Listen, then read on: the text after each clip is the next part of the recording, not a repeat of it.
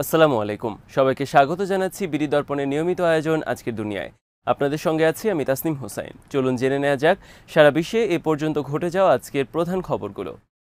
শেখ হাসিনা দেশ ছেড়ে পালানোর পর বাংলাদেশের অন্তর্বর্তীকালীন সরকারের নেতৃত্বে ডক্টর মোহাম্মদ ইউনূসের আগমনকে অত্যন্ত ইতিবাচক হিসেবে দেখছেন ভারতের প্রধান বিরোধী দল কংগ্রেসের শীর্ষস্থানীয় নেতা এবং বুদ্ধিজীবী শশী থারুর। ডক্টর ইউনূসকে অত্যন্ত সম্মানিত ব্যক্তি উল্লেখ করে তিনি বলেন, যদি তিনি এই দায়িত্ব নেন সেটা হবে খুব ভালো পদক্ষেপ। তিনি অত্যন্ত সম্মানিত একজন ব্যক্তিত্ব। রাজনীতির বাইরেও তার ব্যাপক সুনাম রয়েছে। শশী থারুর আরও বলেন, গ্রামীণ ব্যাংক এবং নোবেল পুরস্কারের কারণে আন্তর্জাতিক অঙ্গনে তার ব্যাপক সুনাম রয়েছে। এটি তাকে এমন ব্যক্তিত্বে পরিণত করেছে যিনি বাংলাদেশের স্থিতিশীলতা আনতে ভূমিকা রাখতে পারেন। এই নেতা মনে করেন, বাংলাদেশে স্থিতিশীলতা থাকলে সেটি ভারতের জন্য উপকারী। ডক্টর ইউনূসের নেতৃত্বে বাংলাদেশ শান্তির পথে চলতে শুরু করবে বলে তিনি আশা প্রকাশ করেন। ছাত্র জনতার গণ আন্দোলনের মুখে প্রধানমন্ত্রীর পদ ছেড়ে সোমবার পালিয়ে ভারতে যান শেখ হাসিনা। এরপর সামরিক বাহিনীর তত্ত্বাবধানে দেশে একটি অন্তর্বর্তীকালীন সরকার গঠনের প্রক্রিয়া শুরু হয়। হাসিনা পরবর্তী বাংলাদেশের পরিস্থিতি নিয়ে শশী থারুর বলেন, অরাজকতা এবং সংখ্যালঘুদের উপর আক্রমণের কিছু ঘটনা ঘটলেও আমরা এমন খবরও পাচ্ছি যে বাঙালি মুসলিমরাই হিন্দুদের এবং তাদের বাড়িঘর রক্ষা করছেন। আমাদের গল্পের দুটো দিকই বলতে হবে। আমাদেরকে তাদের পাশে দাঁড়াতে হবে এবং বাংলাদেশকে তাদের রাজনৈতিক লক্ষ্য নির্ধারণের সময় দিতে হবে। এই কংগ্রেস এমপি আরও বলেন, শিগগিরই এখানে নির্বাচন হবে এবং গণতান্ত্রিক প্রক্রিয়ায় সমাধান খুঁজে পেতে হবে। এর আগে ভারতীয় সরকারের পররাষ্ট্রমন্ত্রী এস জয়শঙ্কর পার্লামেন্টে বলেছেন, তার দেশ বাংলাদেশের সর্বশেষ পরিস্থিতির প্রতি নজর রাখছে।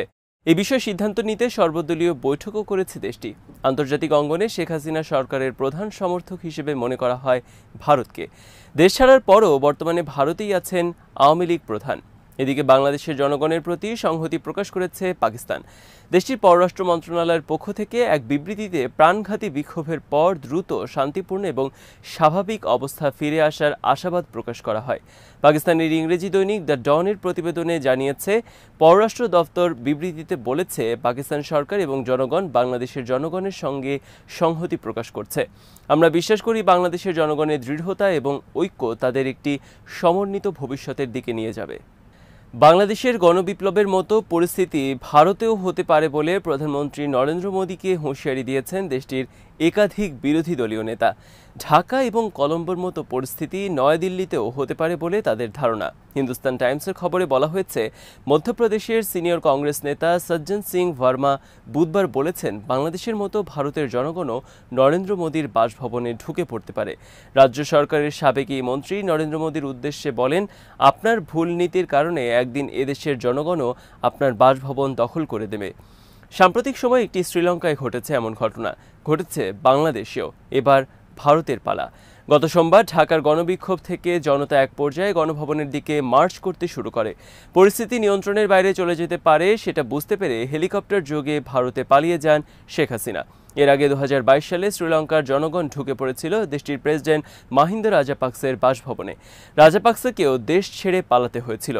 প্রতিবেশী দেশগুলোতে এই দুটো ঘটনার কথা উল্লেখ করে প্রধানমন্ত্রীকে হুঁশিয়ারি করেছেন কংগ্রেস নেতা।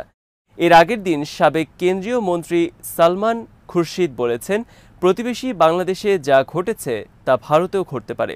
শিবসেনা নেতা উদ্ধব ঠাকরে বলেছেন, কোনো রাজনীতিবিদ যেন জনগণের ধৈর্য পরীক্ষা না করেন। যদি করেন তাহলে মানুষের আদালত কি করতে পারে সেটি বাংলাদেশে দেখা গেছে।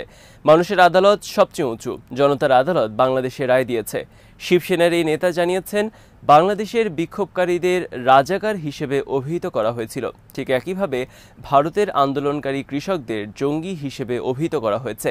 আন্দোলনকারীদের কোনো ট্যাগ দেওয়ার পরিণতি যে কী ধরনের ভয়াবহ হতে পারে সেটিও পরিষ্কার করা হয়েছে বলে দাবি করেন তিনি।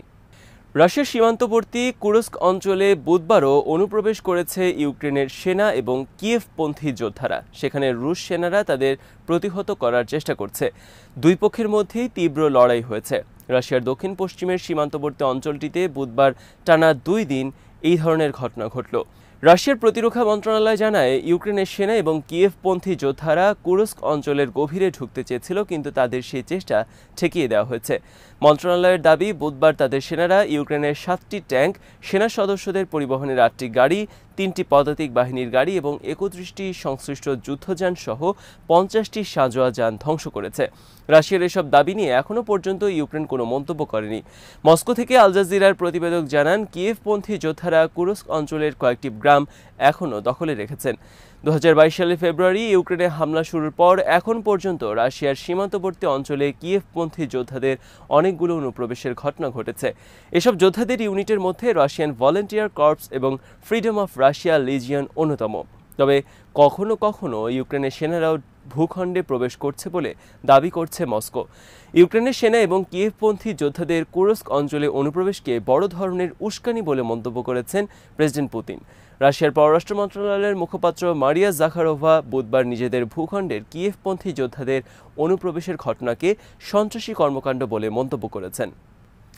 অ্যাম্বুশ হামলায় কমপক্ষে 4 ইসরায়েলি সেনাকে হত্যার একটি ভিডিও প্রকাশ করেছে হামাস। গাজার বিধ্বস্ত একটি এলাকায় ওই পদাতিক সেনারা পায়ে হেঁটে এগিয়ে এলে আগে থেকে পুঁতে রাখা বোমার বিস্ফোরণ ঘটানো হয়। ভিডিওতে দেখা যায় কমপক্ষে 4 সেনা প্রচণ্ড বিস্ফোরণে উড়ে গেছে। আশেপাশে থাকা অন্য সেনারাও আহত হয়েছে এই হামলায়। হামলার পর আরেক দল সেনা এসে দ্রুততার সাথে আহত এবং নিহত সেনাদের স্ট্রেচারে করে নিয়ে যায়। আল কাসসামের একটি সূত্র আল জাজিরাকে জানিয়েছে, ফারাহিন 2 নামের ওই অ্যাম্বুশ হামলায় সিজিল বিস্ফোরক ব্যবহার করা হয়েছিল। এই বিস্ফোরক ইসরায়েলি সেনাদের গঠিত বাফার জোনে 2 দিন আগে পুঁতে রাখা হয়েছিল। সূত্রটি আরও জানায়, আল আকসা ফ্ল্যাট অপারেশন চলাকালে এই বোমাটি তৈরি করেছে হামাসের ইঞ্জিনিয়ারগণ। গাজায় ইসরায়েলি বাহিনী ছোড়া যেসব মিসাইল অবিস্ফোরিত রয়ে গেছে সেগুলো থেকে বিস্ফোরক সংগ্রহ করে এই বোমা তৈরি করা হয়। প্রতিটি বোমায় রয়েছে 750টি স্ক্র্যাপনেল, যা মুহূর্তে বড় ধরনের ধ্বংস করার ক্ষমতা রাখে। আল কাসাম জানায়, হামলার পর ঘটনাস্থলের আশেপাশে থাকা অন্য সেনাদের মধ্যে আতঙ্ক শুরু হয়। দ্রুত আহত এবং নিহত সেনাদের ট্রুপ ক্যারিয়ারে তোলা হয় এবং এরপর 2টি হেলিকপ্টারে করে ইসরায়েলে নেওয়া হয়। বোমা বিস্ফোরণের পর হামাস যোদ্ধার বাকি সেনাদের ওপর মেশিনগান দিয়ে হামলা চালিয়ে অনেককে হত্যা করে। ইসলামিক জিহাদের সামরিক শাখা আল কুদস ব্রিগেড জানিয়েছে, খান ইউনিসের আকাশে নজরদারি করতে আসা একটি ইসরায়েলি ড্রোনকে তারা নিজেদের নিয়ন্ত্রণে নিয়েছে। এদিকে লেবানন ভিত্তিক প্রতিরোধ সংগঠন হিজবুল্লাহ জানিয়েছে, তাদের যোদ্ধারা বুধবার 7 দফা হামলা চালিয়েছে উত্তর ইসরায়েলের বিভিন্ন সামরিক ঘাঁটি এবং সামরিক সরঞ্জাম লক্ষ্য করে। বেলা 12:40 রাহিব সেনাঘাঁটি লক্ষ্য করে আর্টিলারি হামলা চালায় হিজবুল্লাহ। 1 ঘন্টা পর একই ধরনের হামলা করা হয় জাল আল আলম ঘাঁটি লক্ষ্য করে। বিকাল 6টার দিকে মালিকিয়া সেনাঘাঁটিতে রকেট হামলার কথা জানানো হয়েছে। এরপর আল জৌরা ঘাঁটিতে হামলার জন্য এক ঝাঁক আত্মঘাতী ড্রোন পাঠানো হয়। ঘাঁটির অফিসার এবং সেনাদের অবস্থান ব্যবস্থা ছিল হামলা টার্গেট। ড্রোন হামলার ফলে সেনা সদস্যদের অনেকে আহত হয়েছে বলে জানায় হিজবুল্লাহ। এরপর রাত পর্যন্ত আরও 2 দফা হামলা চালায় হিজবুল্লাহর যোদ্ধারা। এসব হামলায় কাতিউসা রকেট ব্যবহার করা হয়। হামলার টার্গেট ছিল জেইতিম ঘাঁটি এবং জাবাল আল নাথের এলাকার সেনা অবস্থান।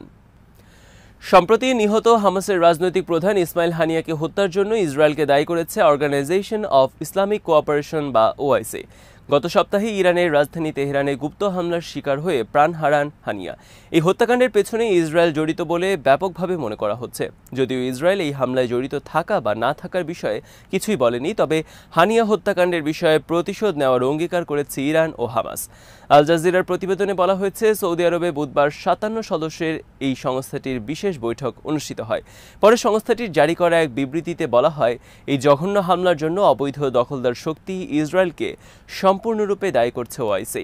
এছাড়া এই হামলাকে ইরানের সার্বভৌমত্বের উপর গুরুতর লঙ্ঘন হিসেবে বর্ণনা করেছে সংস্থাটি। ওআইসির বর্তমান চেয়ারম্যান গাম্বিয়া।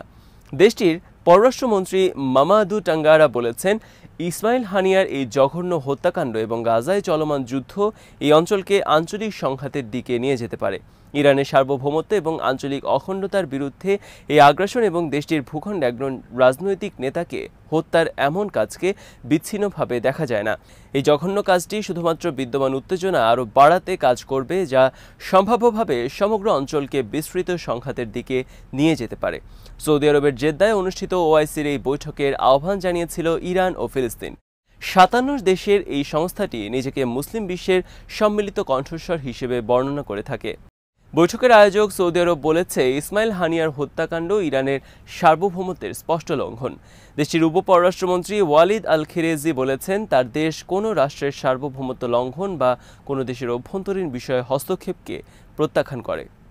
আজ এখানেই শেষ করছি। সবাই ভালো থাকুন, সুস্থ থাকুন আর দেখতে থাকুন বিডি দর্পণ।